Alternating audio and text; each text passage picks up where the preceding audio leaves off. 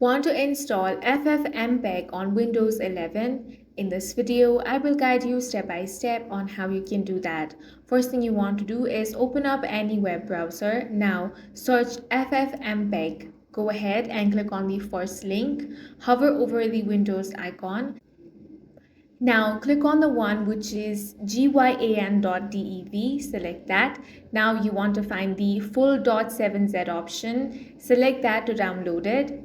Once it has been downloaded, you want to open that up. Now right click on this, then select 7-zip. Now click on the extract option. If you don't have 7-zip, you will need to install that.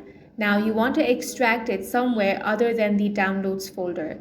I'm going to make a new folder. Now select that and go ahead and extract it. Now you want to open the folder where you have extracted it. Now click on bin. Then you will see the executable files here. Copy this path. Now hit the Windows key and type path, then enter. Now click environmental variables. Scroll down and here you will see path entry. Click that. Now click edit. Then in the pop-up click new. Here you want to paste the path that you have copied. Now click on OK. Then click OK once more. And now to test it, you want to open command prompt. Here you want to type in FFmpeg and hit enter.